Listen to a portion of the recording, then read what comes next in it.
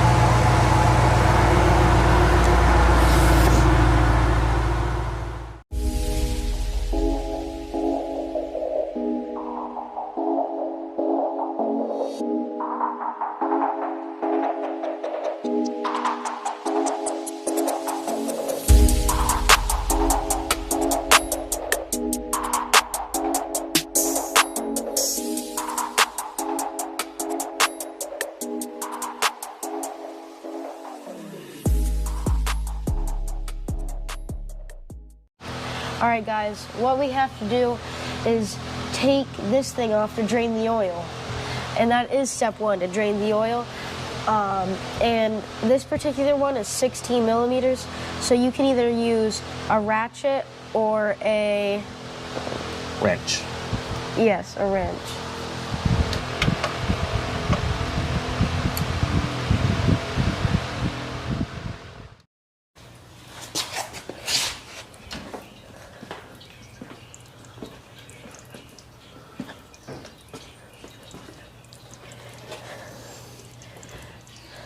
Alright, for step 2, we're going to take the oil filter off, put a new one on, and refill it with oil.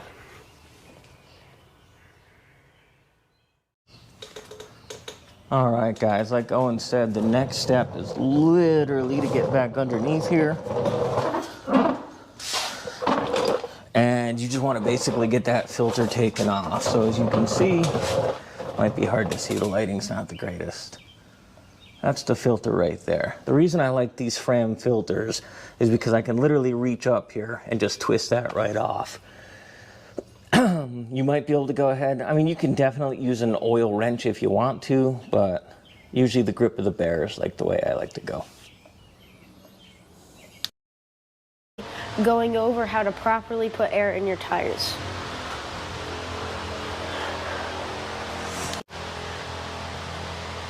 Okay, so the first step is to locate the valve stem, which is right here. Alright guys, so the next step, which is step 2, is to take out the valve stem. Yeah, exactly guys. So all you're doing is you're just removing the valve stem cap. It's like a little dust cover. That's going to expose that valve stem. What next then, Owen? So we're going to take a look at our sidewall, and I don't know if the camera can see it, but the max air for this tire is 44 psi or 44 pounds. Yeah, absolutely, guys. So Owen hit the nail on the head right there. We're going to go ahead and get the air machine hooked up, And we have a digital gauge, and Owen's going to show you that. You basically want to make sure that your tires are properly inflated. You don't want them underinflated. It can cause abnormal wear on the tires. So you definitely want to make sure that you're looking at that. Alright guys, so I'm going to take this off really quick. Shouldn't take too long, only a couple seconds. Put this right here so we don't lose it.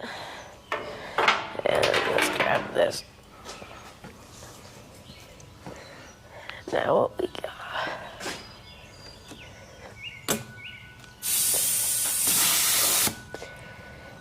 Alright. Now it's at 31 right now. Let's get it up to 35. Yeah, it looks like according to that sidewall, Owen, we're actually under air. So we're gonna go ahead and fill this up. We'll be right back.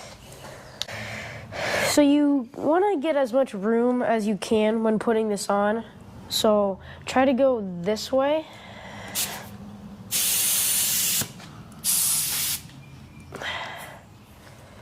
Okay, put some air in it.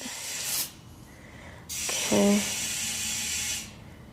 29, 30. So I'm gonna try to get to 35, 33. 34. Okay, there we go. Nice job. So guys, you want to make sure that you go around to all 4 tires while you're doing this.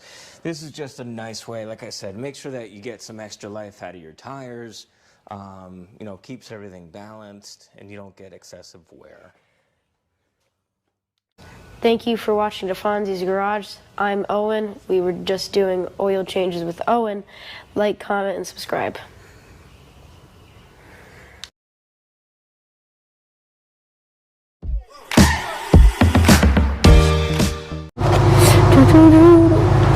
Put this in the bloopers.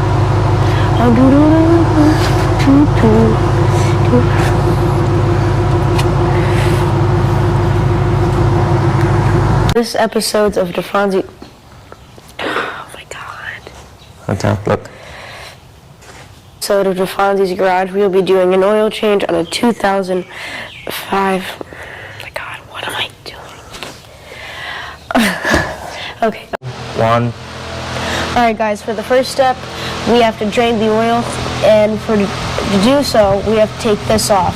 This particular one is 16 millimeters. We can use a hatchet or a wrench.